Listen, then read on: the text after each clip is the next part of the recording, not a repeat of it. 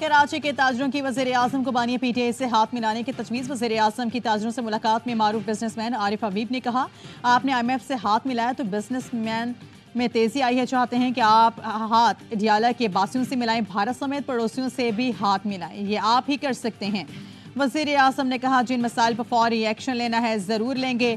ताजिर आगे बढ़े, सऊदी अरब के सरमायाकारों को आपके साथ बिठाऊंगा, आप सरमायाकारी लाने के लिए उनको निहारी कबाब खिलाएं। कहा, किसकी हुकूमत है, गर्ज नहीं, मुल्क की तरक्की के लिए मिलकर काम करना वाहिद ऑप्शन है। किसी को इल्ज़ाम तराशी नहीं कर सकते, अपने गिरेबानों में झांकना है। अहद कर लें कि अगले 5 साल में एक्सपोर्ट को दुगना करना है। मुआशी इस्तेहकाम और सरमायाकारी के फ़रोग़ के लिए हमें अपना होमवर्क करना होगा, तभी तरक्की और जमहूरियत की गाड़ी आगे बढ़ेगी।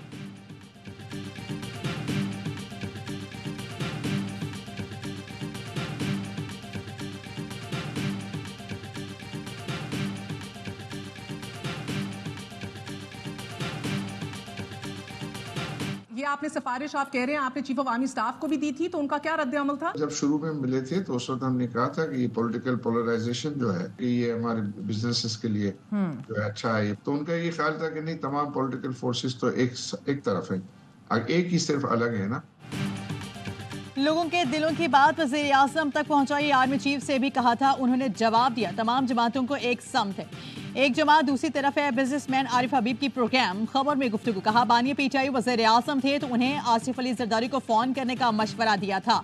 शहबाज शरीफ की वालिदा के इंतकाल पर ताज़ियत के लिए भी कहा था।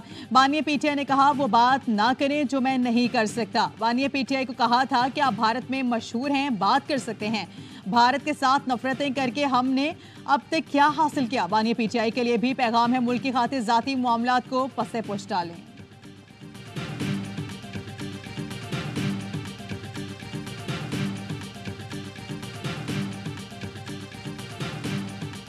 सिंध हुकूमत की वज़ीर आज़म से शिकायतें। वज़ीर आला हाउस में वज़ीर आज़म की ज़ेर सदारत इजलास। मुराद अली शाह ने कहा, विफाक ने नई स्कीम में सिंध को नजरअंदाज किया।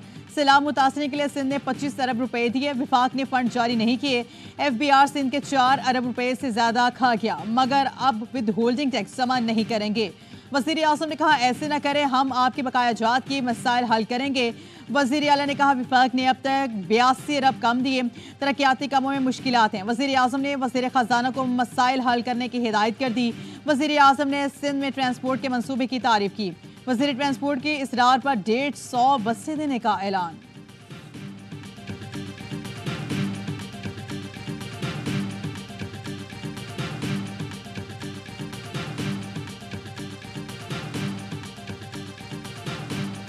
वज़ारत उज़्मा का मनसब संभालने के बाद शहबाज शरीफ का पहला दौरे कराची। मज़ार कायद पर हाजिरी दी, फूल रखे और फातह खानी की। शहबाज शरीफ ने मज़ार कायद पर नौजवानों से मुल्क की खदमत करने का भी हल्फ लिया। गवर्नर सिंध कामरान डिसूरी ने वज़ीर आज़म से मुलाकात की, जिसमें सूबाई उमूर समेत अमन व अमान, तरक्याती मनसूबों और मसाइल पर तबादला ख्याल किया।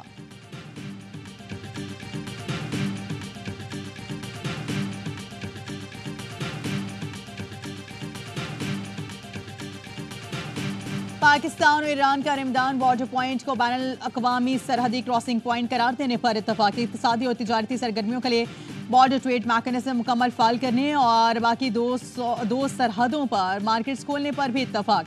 ईरानी सदर इब्राहिम रईसी के दौरे पाकिस्तान का एलामिया जारी। अफगानिस्तान में दहशतगर्द तंजीमों की मौजूदगी को इलाकाई और आलमी सलामती के लिए संगीन खतरा करार दिया गया। गजा की गैर इंसानी नाकाबंदी और इसराइली मजालिम की शदीद मजम्मत।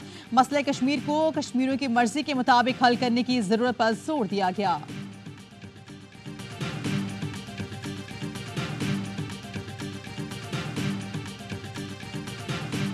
खान साहब और पार्टी जिसको भी रिकमेंड करती है, ये लोग वैसे ही इसको मुतनाज़ा बना रहे हैं, इख्तिलाफात बना रहे हैं। हामिद रज़ा मेरे भाई है, उनके साथ मेरे क्या इख्तिलाफात हो सकते हैं। जिसे बानिया पीटीआई नामजद करें वही चेयरमैन PAC होगा। शेर अफजल मरवत का कहना है कि मामला मुतनाज़ा बनाया जा रहा है।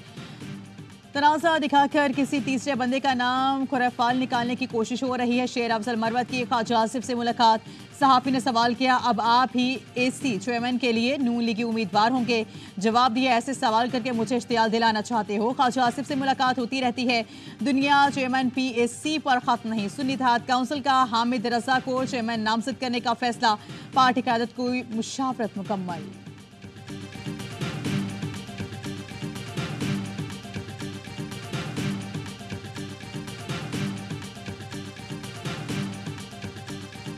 नहीं, मैंने तो बरमला हर जगह पे as leader of the opposition का है। कल भी कहा था कहीं पे कि जनाब खान साहब ने शेर अफजल मरवत साहब को नॉमिनेट किया तो उनको होना चाहिए पब्लिक अकाउंट्स कमेटी का चेयरमैन। शेर अफजल मरवत को ही चेयरमैन पीएससी होना चाहिए। ऑपोजिशन लीडर उमर अयूब ने भी शेर अफजल मरवत की हिमायत कर दी। कहा बानी पीटीआई ने शेर अफजल मरवत को चेयरमैन पीएससी नामजद किया। बरमला कहा है कि उन्हें चेयरमैन होना चाहिए। पब्लिक अकाउंट्स कमेटी के चेयर ऑपोजिशन की होती है। पार्टी का मौकिफ रहा जो नाम बानी देंगे वही चेयरमैन होगा। मैं अल्लाह का शुक्र है किसी के पैर पड़ के नहीं आया, ना अपने प्रिंसिपल कॉम्प्रोमाइज करके आया, ना अपने केसेस माफ करा के आया। मैंने रिजाइन किया सेनेट की सीट से। मैंने इमरान खान साहब की सीट थी, जिस दिन खैरबाद किया उस दिन उनकी सीट भी वापस की। जो पढ़ाया था पढ़ा आज भी खान साहब ने, हमें तो याद है। वो भूल गए तो भूल गए। बानी पीटीआई ने हमें जो पढ़ाया आज भी याद है, वो शायद भूल गए। सेनेटर फैसल वाडा कहते हैं बानी पीटीआई की सीट थी, खैराबाद कहा तो सीट भी वापस की। किसी के पांव पकड़ के केस मुआफ करा कर नहीं आया। आजाद हैसियत से सेनेटर मुंतखब हुआ हूं। नाकामी के बाद ही आप कामयाबी की तरफ बढ़ते हैं। मैंने देख लिया है कि आप सिस्टम के अंदर ही सिस्टम के खिलाफ खेल सकते हैं।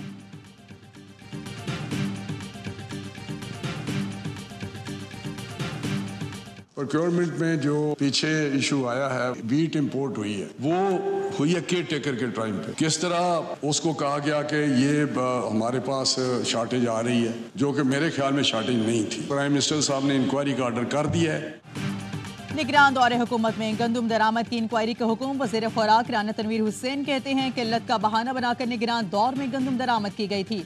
वज़ीर आज़म ने मामले की तहकीकात का हुक्म दिया है। गंदुम का बहरान हर दौरे हुकूमत में सामने आता है। हुकूमत जिसे सब्सिडी देती है उसे नहीं मिल पाती। गंदुम की खरीदारी के लिए सूबों को खतूत अरसाल कर दिए हैं। उम्मीद है चंद रोज में गंदुम से मुतालिक सूरत हाल बेहतर हो जाएगी। वज़ीर आज़म किसानों को टारगेटेड सब्सिडी देने के लिए मुतहरिक है।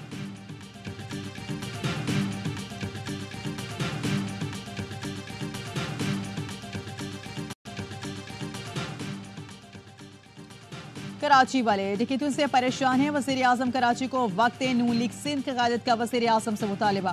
मुलाकात में लीगी रहनुमा जाम करम अली ने कहा कि शहरी और ताजी डकैतियों से परेशान हैं।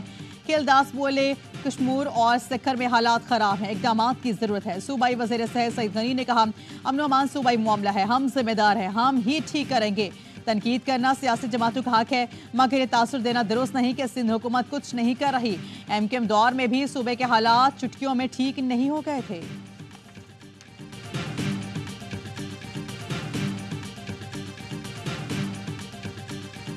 वज़ीर आला सिंध ने मुशीर बाबुल भैयू का इस्तीफ़ा कबूल कर लिया। बाबुल भैयू ने इसलहा समेत स्मगलिंग के इल्ज़ामात पर ओहदे से इस्तीफ़ा दिया था।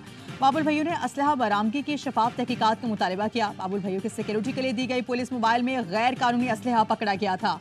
असलहा बलूचिस्तान से शिकारपुर स्मगल किया जा रहा था।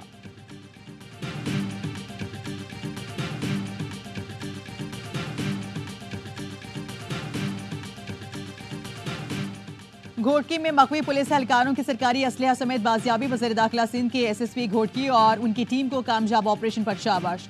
ज़िया लांझौर ने कहा कि आप लोगों की दिलेरी और जज्बे की दाद देता हूं। डाकुओं ने पुलिस चौकी पर हमला करके एक एहलकार को शहीद और 2 को अगवा कर लिया था। मुकाबले में 1 डाकू मारा गया था।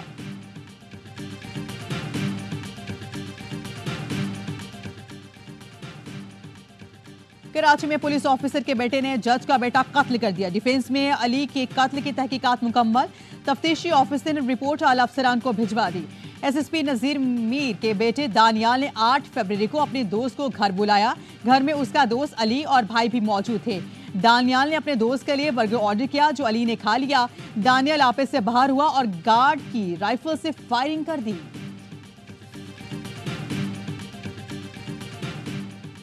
गाड़ी वापस क्यों ली? ननकाना साहब में बेटे ने फायरिंग करके बाप और चचा को कत्ल कर दिया। पुलिस का कहना है कि मुलजिम जैन ने कार सवार बाप साजिद कमर एडवोकेट और चचा मोहम्मद वकास को रोककर फायरिंग की। वारदात के बाद मुलजिम गाड़ी भी साथ ले गया। एडवोकेट साजिद ने 2 दिन पहले बेटे से जबरदस्ती गाड़ी वापस ली थी।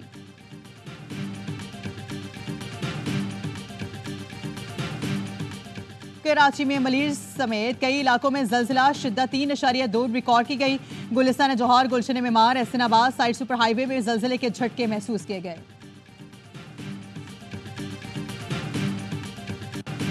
गवर्नर सिंध की तकर्रुरी के लिए एमकेएम पाकिस्तान की हिकमत अमली में तब्दीली। जराये के कहना है कि एमकेएम की जानिब से अगले गवर्नर सिंध के लिए फिरोग नसीम मजबूत उम्मीदवार।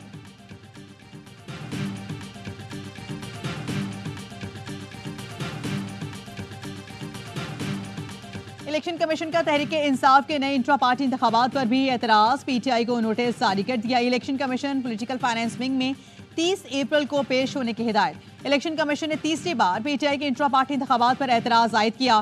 तहरीक इंसाफ ने 4 मार्च को पार्टी इलेक्शन की तफसीलात जमा कराई थी।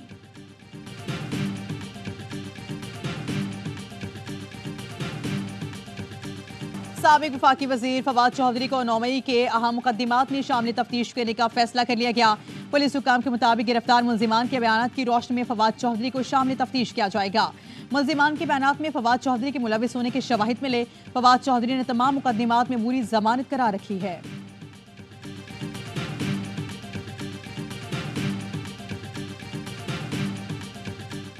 लापता अफराद का मसला हल करना है, कोई दहशतगर्द है तो पर्चा दें।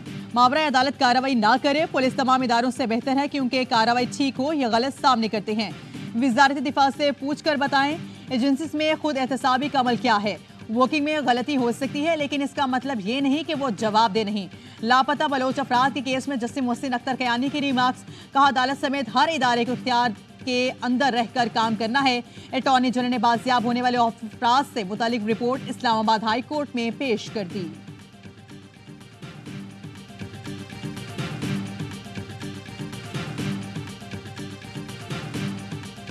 फौजी अदालतों में सिविलियंस का ट्रायल कलअदम करार देने के खिलाफ अपीलों पर समाअत। सुप्रीम कोर्ट के 6 रुकनी बेंच ने लार्जर बेंच के लिए मामला जजेस कमेटी को भेज दिया। 9 रुकनी या इससे बड़े लार्जर बेंच के लिए दायर दरख्वास्तें मंजूर। सिविलियंस के मिलिट्री ट्रायल में कौन सा तरीकेकार अपनाया गया, अदालत ने फैसलों की नकूल तलब कर ली। दौरान समाअत जस्टिस मुसर्रत हलाली ने कहा मौजूदा बेंच का फैसला 3-3 के तनासुब से हुआ तो क्या होगा। वकील अहमद हुसैन ने कहा फिर दरख्वास्तें खाली तस्वीर होंगी। और जस्टिस मोहसिन अली मजहर बोले इस नुक्ते के बुनियाद पर लार्जर बेंच का मुतालिबा किया जा सकता है। अटॉर्नी जनरल के बयान को रिकॉर्ड का हिस्सा बना दिया गया।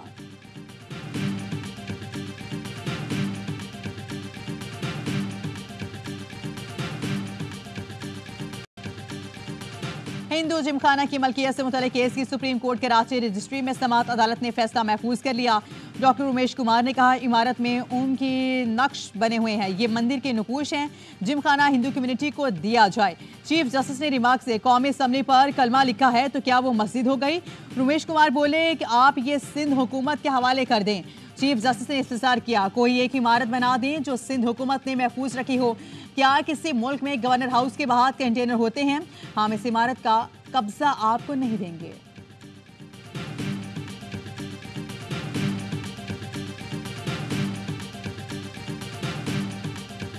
दहशतगर्द इसराइल बेलगाम बमबारी से मजीद 79 फलस्तीनियों को शहीद कर दिया।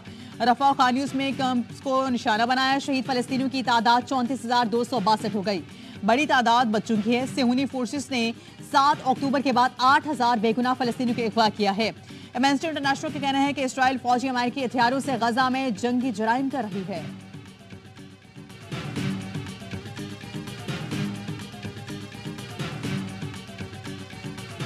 अमेरिका के जामियात में गजा से मजलूमों के लिए तलबा सड़कों पर आके मुजाहिरीन ने अमेरिका से इसराइल को असलहे की फराहमी फौरी बंद करने का मुतालिबा कर दिया। टेक्सास यूनिवर्सिटी ऑस्टिन के तलबा का एहतजाज पुलिस के भारी नफरी पहुंच गई। पुलिस ने 3 मुजाहिरीन को गिरफ्तार कर लिया। यूनिवर्सिटी के हाथे में सख्त कशीदगी फैल गई। यूनिवर्सिटी ऑफ सदर्न कैलिफोर्निया में फलस्तीनियों की हिमायत में तलबा सराफ एहतजाज। पुलिस से झड़पें, एक नौजवान से हिरासत। तलबा का यूनिवर्सिटी में खैमे काट का धरना, फलस्तीन की आज़ादी के नारे।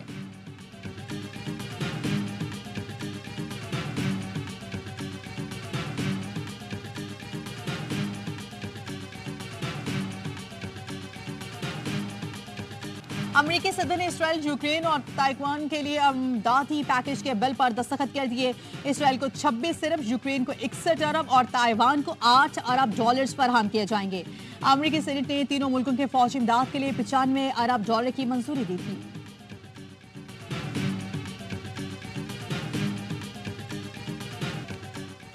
पाकिस्तान और न्यूजीलैंड के दरमियान चौथा T20 आज लाहौर में खेला जाएगा। इंजरीज के सबब मोहम्मद रिजवान और इरफान खान को आखिरी 2 मैचेस में आराम दिया जाएगा। फखर जमान और माद वसीम की वापसी का इम्कान। 5 मैचेस की सीरीज 1-1 से बराबर। चेयरमैन पीसीबी मोहसिन नकवी की यतीम बच्चों को मैच देखने की खुसूसी दावत।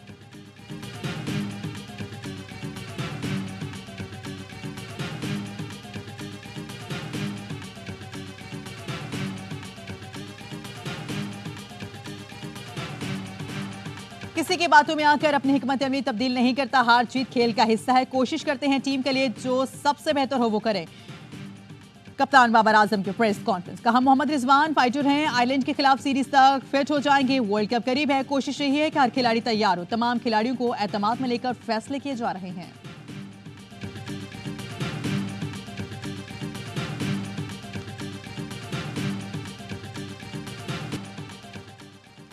आईसीसी T20 वर्ल्ड कप की ट्रॉफी आज इस्लामाबाद पहुंचेगी। 3 रोजा दौरे में ट्रॉफी एबटाबाद और लाहौर में जाएगी।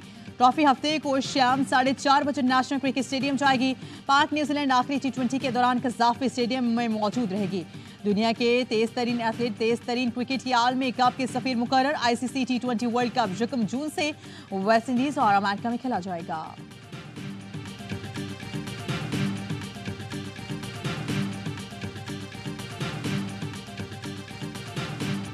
चाय कैसी है कि अब लोग पूछते हैं थप्पड़ कैसा था। भारतीय फाइटर को चंद सेकंड में ढेर करने वाले पाकिस्तानी फाइटर शाहजेब रिंद की आवाई न्यूज से खुसूसी गुफ्तगू। कहा मैच जीतने के बाद पाकिस्तान और भारत का झंडा अमन का पैगाम देने के लिए उठाया।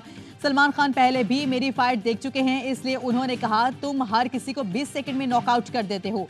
शाहजेब रिंद के वजीर आला बलोचिस्तान से मुलाकात। सरफराज भुट्टी का भारत के खिलाफ जीत पर शाहजेब को मुलाजमत और 20 लाख रुपए देने का ऐलान। बोले शाहजेब रिंद की तरबियत और सफर के अखराजात हुकूमत बलोचिस्तान अदा करेगी।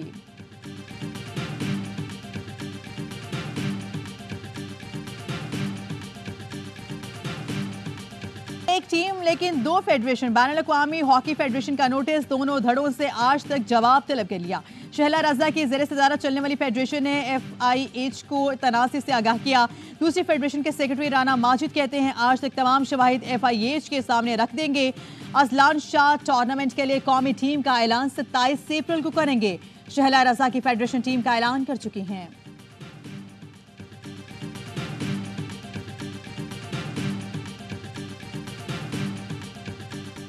और ई स्पोर्ट्स के शौकीन हो जाएं तैयार। Games Galaxy e sports festival आज और कल लाहौर में खेला जाएगा। मुकाबले भी होंगे, म्यूजिक भी और तफरीह भी। ई स्पोर्ट्स मुकाबले पाकिस्तान के सबसे बड़े स्पोर्ट्स चैनल ए स्पोर्ट्स और आवाज़ पर नशर होंगे।